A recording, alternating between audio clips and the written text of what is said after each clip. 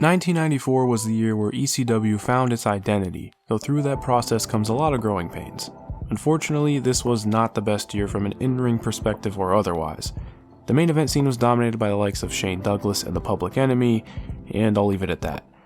On a more positive note, some of the strengths from 93 were expanded on. Sabu was positioned as the big match wrestler of the company, on top of only getting more insane within those matches, and elsewhere, the Tazmaniac acted as a utility knife, working well wherever he was put, be it in tags, singles brawls, or thriving later in the year when the company began to give a section of the card a more scientific approach. Add in Too Cold Scorpio and Cactus Jack into the mix, as well as a push for Mikey Whipwreck, and you have a very solid nucleus to build around. Taking all that into consideration, the match selection here isn't the most varied. It's borderline a best of Sabu, to be honest, but in a deep dive, you have to celebrate the successes where you could find them. On that note, a quick reminder that matches will be discussed in chronological order and by air date, and selections are based on my personal enjoyment. No rankings, match ratings, etc. Early TV will be referred to as Hardcore TV for accessibility purposes, despite not going by that name until later into the year. And as blasphemous as it sounds, I will be attributing screenshots to WWE copyright, as they currently own the footage. At the end of the day, I have to cover my ass here. After watching 197 matches between television and fan cam, these are my favorites from the ECW in 1994.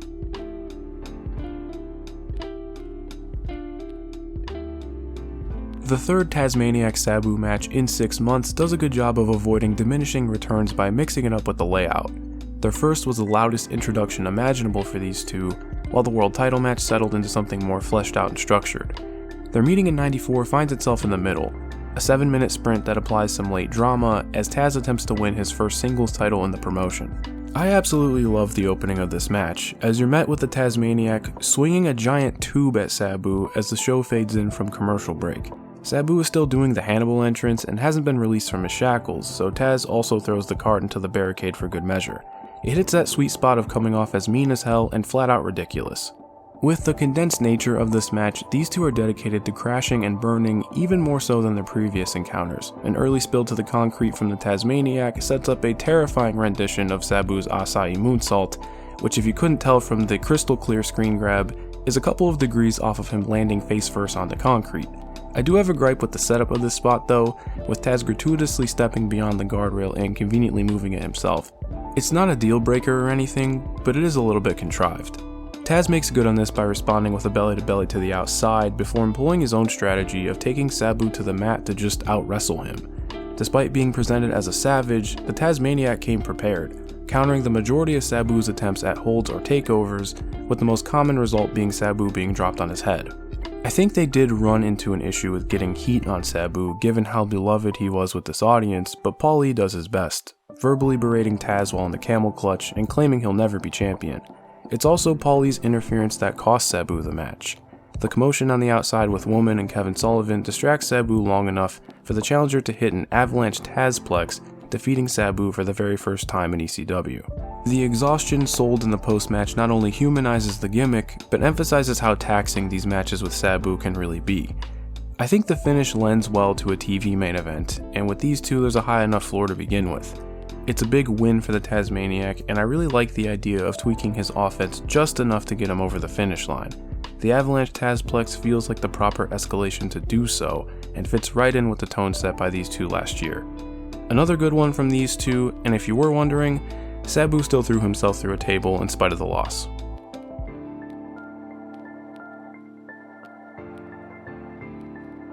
The main event of the April 19th TV was slated to be Terry Funk vs. Mr. Hughes, but with Hughes taken out by some questionable individuals, Funk was left without an opponent and took his frustrations out on Paulie Dangerously. It was none other than Sabu who stepped in, providing an impromptu rematch from the end of last year. In the 93 video, I praised Funk's ability of reacting to Sabu's offense, and once again, that leaps off the screen right away. Minutes in, he's clinging on for dear life and is able to recapture that magic when flying over the ropes. However, this time, it's a table at ringside rather than the one on the ropes itself. In one fell swoop, he lands on it head first, and it still manages to feel organic. Somewhere in this opening frenzy, Funk cut his forehead as well, which is always a bonus. The biggest difference this time though is that Funk has some foresight. Where his urge to kill Paulie dangerously nearly cost him last time, he's able to redirect that anger back onto his opponent, and his control is brutal. I can't think of an example of Sabu being on the back foot this much in ECW, at least to this point. Paulie, and by extension Sabu, have brought out the nastiness in Funk before, but here it feels like they bit off more than they could chew. There isn't any strategical reason for this either, it's through Funk's sheer will and a whole lot of spite. A lot of the big spots are based around chairs, be it a pile driver or one of the first instances of Funk encouraging fans to throw their seats into the ring. It's the most middle-aged and crazy that Funk has looked since the Eddie Gilbert matches. At times, it feels like he's just trying shit, but I can't help but love it. The man even attempts his own rendition of a springboard to the outside. That dive acts as a bit of a powder keg moment, as by this point, Funk completely loses his mind. Everyone at ringside is in harm's way, and he continues to up the ante with Sabu. An avalanche pile driver into a chair comes to mind. Any attempts from Sabu to get back into the match are thwarted, and Funk appears to have the match won. But because Sabu ran into the match rather than being wheeled out, there isn't too much emphasis on the masked assailants that Paulie brought with him, and it was only a matter of time before they got involved. Naturally, the last one to enter hits a beautiful elbow from the top to steal the match for Sabu.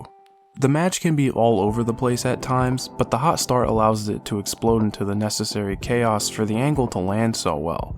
The masked men are unveiled one by one, mostly undercard heels and the like, until the last one turns out to be none other than Bobby Eaton, and the ECW arena comes unglued. To capitalize on that, Arn Anderson walks through the curtain to come to Funk's aid, and all hell breaks loose. It might be the loudest the arena was all year, and one of my favorite bits of TV from the year in general. Now it's a matter of finding out if the truce between Funk and Anderson would hold.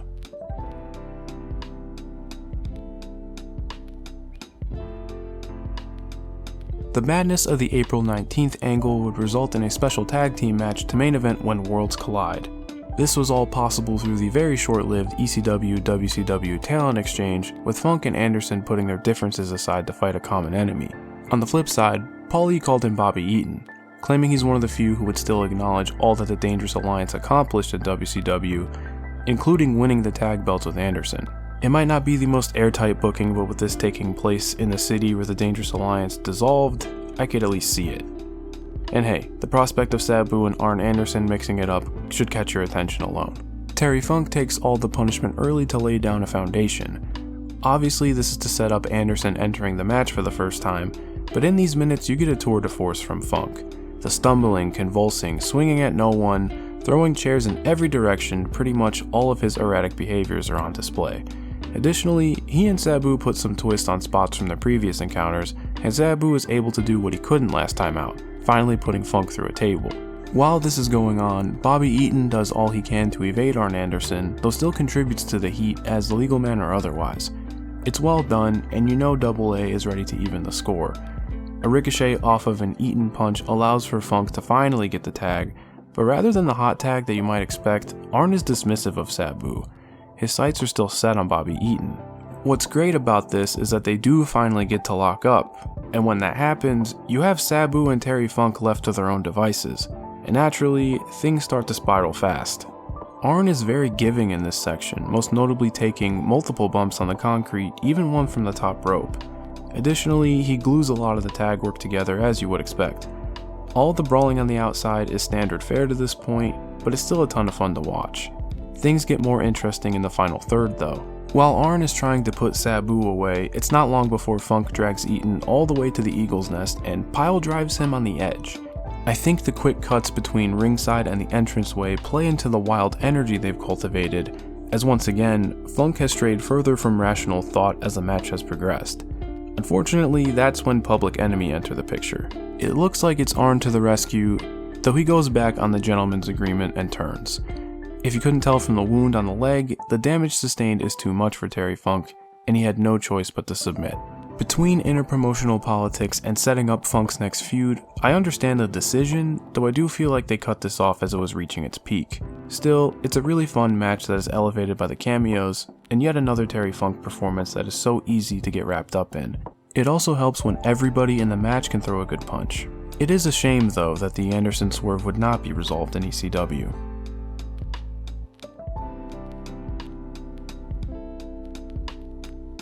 In the dying days of the WCW relationship, or maybe past it depending on who you ask, ECW brought in Cactus Jack for a bona fide dream match with Sabu.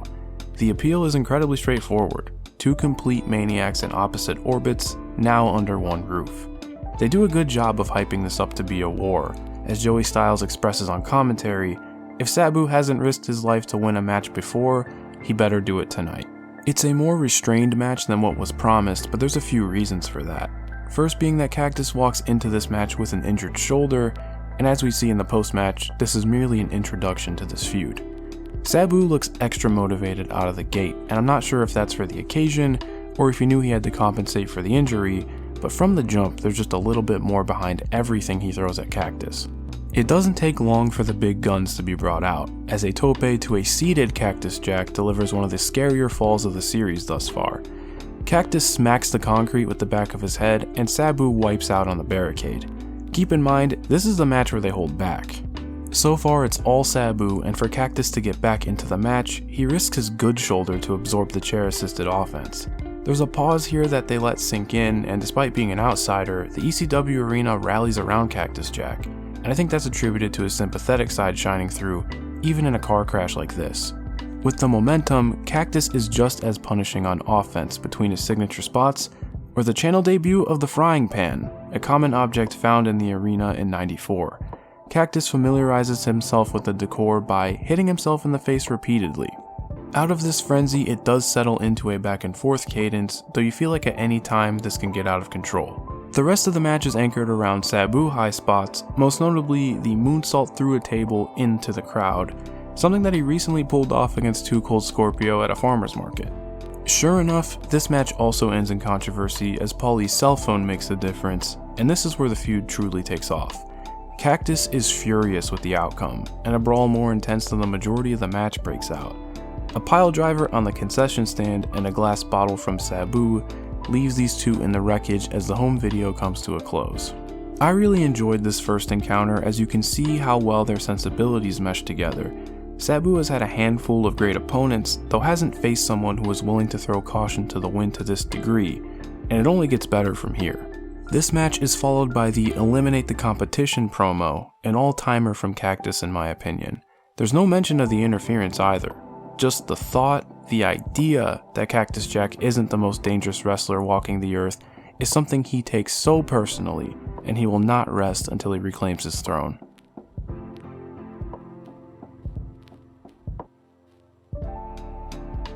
The ending of When Worlds Collide launched Terry Funk into his next feud with the Public Enemy, and to level the playing field, brought in his older brother to help.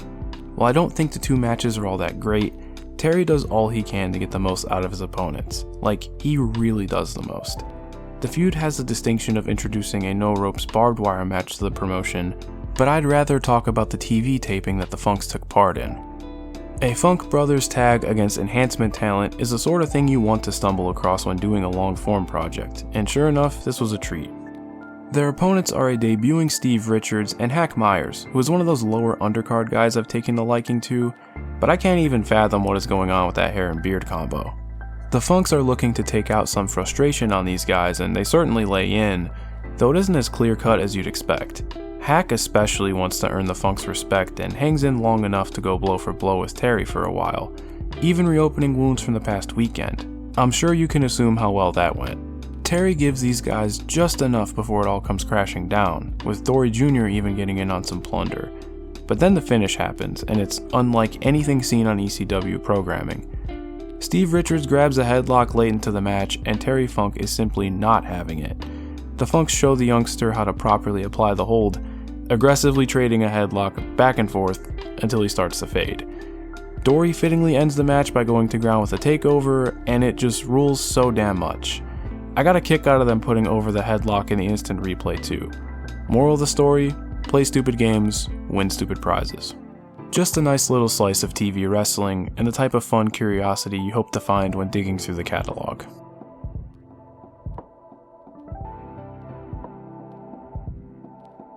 Despite the fact that ECW wouldn't undergo its rebrand for a few more weeks, Hardcore Heaven captures that energy more than any other show to this point. The Sandman walks out to Metallica for the first time, chairs rain from the sky, and the show goes off the air to the anthemic chant of the promotion's initials. In typical ECW fashion, there's a good wrestling match in the mix too. I've been very excited to watch Too Cold Scorpio's entire ECW run, and his first marquee match did not disappoint. In a way, it felt like Too Cold and Sabu were always on a collision course. They're both so unique, and you know they could conjure something unlike anything the promotion has seen.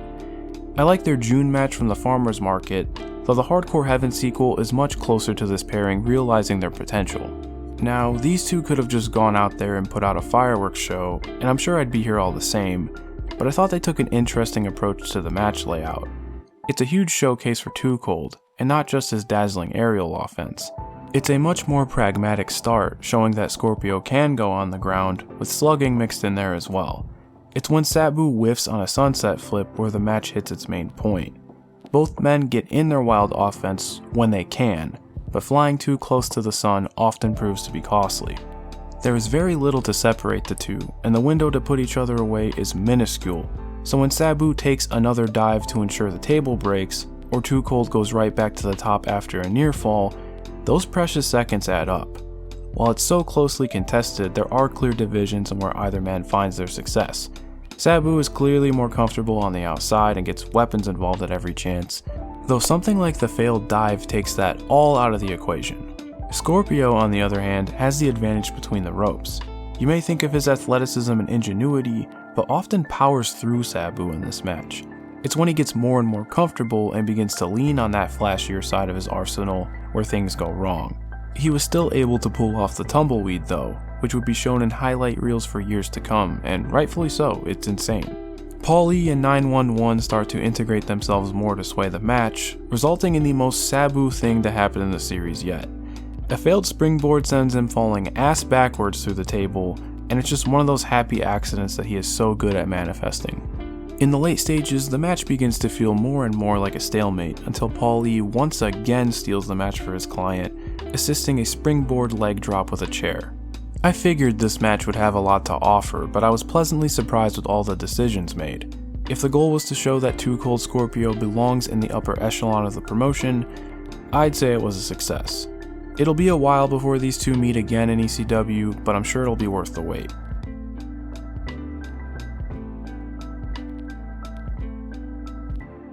This is the only match discussed after the rebrand to Extreme Championship Wrestling, but boy does it live up to that moniker. It is on site for Cactus Jack, as the fists begin to fly the second he gets into the ring, but this abbreviated section before the commercial is dedicated to one thing in particular. Sabu overshoots the hell out of the moonsault, and according to the broadcast, breaks 3 of his ribs by doing so. It is a disgusting landing, and we're only about a minute in. This obviously is not enough to deter these two, and Cactus actually crawls underneath the barricade to his opponent, which isn't something you see all the time. Back from break, Cactus is busted open the hard way, and I'm not sure if that was from 911 or the wooden chair shot to himself. Jack furthers his momentum by busting out a classic of his own with the table suplex, which is just perfect for this matchup. This is where things truly go off of the rails. If you couldn't tell from the screen grabs, this is not the ECW arena, but rather the Fieldhouse in Hamburg, Pennsylvania, and the layout is much different. This might be the best and worst pairing to unleash on the real estate, as they made a concerted effort to bump on anything in sight. Be it the collapsed bleachers, a wooden stage, going off of said wooden stage, hell, even a supply closet, and you can't see what's happening, but I guarantee it wasn't good. Even for an amplified walk and brawl, everything feels so reckless and nasty, and this isn't even the worst of it. For that, I look at the way 911 throws Cactus into the barricade on their way back. I genuinely cannot put it into words. After Sabu makes good on one last attempt at the table, Paulie slides a glass bottle into the ring, and if you're familiar with Mick Foley's body of work, it's that bottle, and it's as disgusting as advertised. Sabu teeing off on his opponent's skull results in some of the grossest sounds from a match that I've heard in quite some time. Even so, it's just enough for Sabu to get the 3 count, as a very much invigorated Cactus Jack raises the damn glass into the air as the show fades to black. My main takeaway here is that this feels like the first match in the series that houses the depraved violence you think of when you see the initials ECW. So much goes wrong, yet these two as wrestlers did not let anything stop them from putting on the match that they wanted to present. I can't help but love it even more for that. For further viewing, check out their matches from the NWC promotion, which also took place in 1994. And before I go, here are some honorable mentions. Bad Company and Tommy Dreamer vs Johnny Hotbody, Kevin Sullivan, and the Tazmaniac from Hardcore TV, January 18th. Just a real solid 6-man for television. Tanaka and Diamond were especially strong here.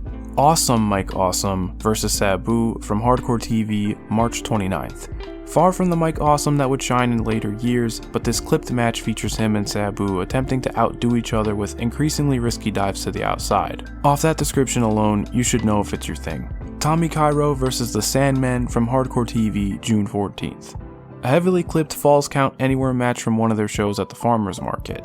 The novelty of the venue gives them all sorts of things to do with the environment, and the Sandman gets pinned after taking not one, not two, but 6 unprotected headshots from one of those metal folding tables.